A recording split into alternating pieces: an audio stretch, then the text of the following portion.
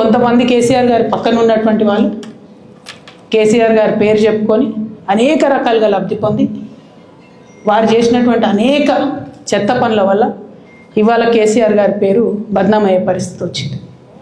అయినా మళ్ళీ వాళ్ళని మోస్తాం, అయినా మళ్ళీ వాళ్ళని ముందుకు తీసుకెళ్తామని అనుకుంటే పార్టీ ఎట్లా ముందటికి పోతుంది? ఒక బిడ్డగా నిజంగా నేను బాధపడతాను.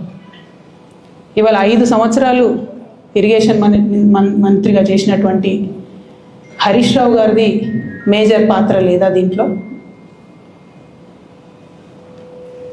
అందుకే కదా కేసీఆర్ గారు వారిని సెకండ్ టర్మ్లో తప్పించిండ్రు. ఈ మొత్తం కాళేశ్వరం ఎపిసోడ్లో కేసీఆర్ గారికి మరక అంటిందంటే 2-3 వ్యక్తులు కారణం. మాజీ రాజ్యసభ సభ్యుడు ఒకలైతే, హరీష్ రావు గారు ఒకలైతే, మేఘా కృష్ణారెడ్డి గారు ఇంకోటి, మేఘానో బోగానో ఏదో.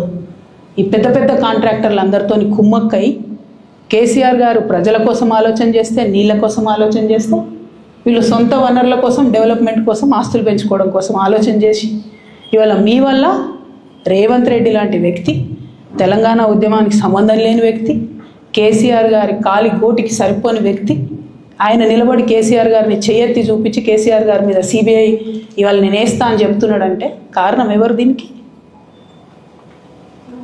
నేను భరించిన ఇదే హరీష్ రావు గారు, ఇదే సంతోష్ రావు గారు అనేక కుట్రలు చేసినా కూడా భరించిన.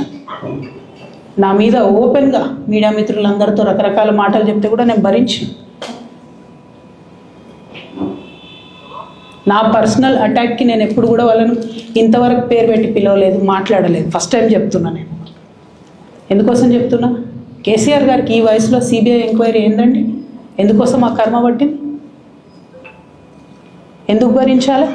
ఇటువంటి వాళ్ళని చూస్తూ ఎందుకోసం ప్రొటెక్ట్ చేసుకోవాలి? బీఆర్ఎస్ పార్టీ తమ్ముల కోపం రావచ్చు, కానీ వాస్తవాలు చేదుగున్నా అప్పుడప్పుడు మాట్లాడుకుంటేనే, మందు తీసుకుంటేనే ఆరోగ్యం మంచిగా అవుతుంది. ఈ మొత్తం బ్యాచ్లన్నిటికీ సోషల్ మీడియా బ్యాచ్లు ఉన్నాయి. వీళ్ళందరికీ బాగా చాలా చాలా బ్యాచ్లు ఉన్నాయి. వాళ్ళంతా రేపటి నుంచి ఏమంటారు? నన్ను ఒకరు బీజేపీ ఆపరేట్ చేస్తుందంటారు, ఒకరు కాంగ్రెస్ ఆపరేట్ చేస్తుందంటారు, ఒకరు రేవంత్ రెడ్డి చెప్తే మాట్లాడుతుందంటారు, ఇంకోరు బండి సంజయ్ చెప్తే మాట్లాడుతుందంటారు. ఖబర్దార్ బిడ్డ, నేను ఎవరు చెప్తే ఆడేటటువంటి తోలుబొమ్మని కాదు.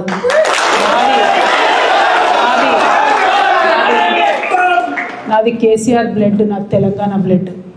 ఇండిపెండెంట్గా నేను అనుకున్న విషయాన్ని చెప్తున్నాను. దానికి పొలిటికల్గా ఇబ్బంది అయినా, కష్టమైనా, నష్టమైనా నేనే భరిస్తా. కానీ దేవుడు లాంటి మా నాన్నను ఇవాళ సిబిఐ ఎంక్వైరీ చేసిండ్రంటే కడుపు రగులుకపోతా ఉంది ఒక బిడ్డగా. అందుకే చెప్తున్నా, ఇన్ని రోజులు చెప్పలే. ఆ మధ్యలో పోయినసారి నా కొడుకు గ్రాడ్యుయేట్ అయినప్పుడు వచ్చినప్పుడు నేను మా నాన్నకు రాసుకున్న లెటర్ లీక్ చేస్తే కూడా ఆ 70, 80, 90 రోజుల నాకు నరకం చూపిస్తున్నారు. ప్రతిరోజు సోషల్ మీడియాలో ఇష్టం వచ్చినట్టు రాపిస్తున్నారు. ఎప్పుడు వీళ్ళ పేర్లు తీసుకోవాలి, ఇష్టం వచ్చినట్టు ప్రెస్ వాళ్ళకి మాట్లాడుతూ చాలా విషయాలు చెప్తున్నారు. ఎప్పుడు వాళ్ళ పేర్లు తీసుకోవాలి. ఇలా తీసుకుంటున్నా, ఎందుకంటే విషయం నాది కాదు. ఇది తెలంగాణ పరువు ప్రతిష్టకు సంబంధించిన విషయం. ఇలా దేశంలో ఏ మూలకు పోయినా, ఎక్కడికి పోయినా కేసీఆర్ అంటే ఒక మహానాయకుడు, త్యాగం చేసిన నాయకుడు అని చెప్పి మాట్లాడతారు. రేపటి నుంచి ఏం మాట్లాడతారు? సిబిఐ ఎంక్వైరీ చేస్తే ఏం మాట్లాడతారు? కేసీఆర్ అంటే సిబిఐ కేసు అంటారు. మా నాన్న పరువు పోతే నాకా బాధ, మీకా? మీకు పైసలు కావాలి కదా, మీకు పేరుతోనేం పని? ఇంకా కూడా ఈ విషయాలు అర్థం చేసుకోకుండా, ఇంకా కూడా ఇటువంటి వ్యక్తుల్ని దూరం పెట్టుకోకుండా ఉంటే కేసీఆర్ గారి మీద సిబిఐ కేసు వేసేటటువంటి స్థాయికి వచ్చినాక ఏం పార్టీ ఉంటేది పోతేది. బీఆర్ఎస్ పార్టీ నాయకులు నన్ను తిట్టుకున్నా సరే, లోకల్ బాడీ ఎన్నికలలో నాకు నష్టం జరుగుతుంది అనుకున్నా సరే, మా నాన్న మీద సిబిఐ ఎంక్వైరీ పడ్డాక ఏమైంది? తొక్కల ఎలక్షన్ ఒకటి గెలుస్తారు, ఒకటి ఓడిపోతారు. అసలు ఓడిపోయే పరిస్థితి ఎట్లా వచ్చింది? ఇటువంటి దుర్మార్గుల వల్ల కాదా వచ్చింది? ఆలోచన చేసుకోవాలి కదా. ఓ అంటే నా దగ్గర పైసలు ఉన్నాయి, టీవీలు ఉన్నాయి, సోషల్ మీడియాలు ఉన్నాయి, ఏటు పడతాడు మాట్లాడతామంటే తోలు తీస్తాం చెప్తున్నా. నేను గీత గీసుకుంటాం బిడ్డ. మీరు ఒక కమెంట్ పెడితే మేము 10 చేస్తాం. ఏది పడితే అది మాట్లాడచ్చు సోషల్ మీడియాలో అనుకుంటూ చూసుకుంటూ ఊరుకుంటున్నా.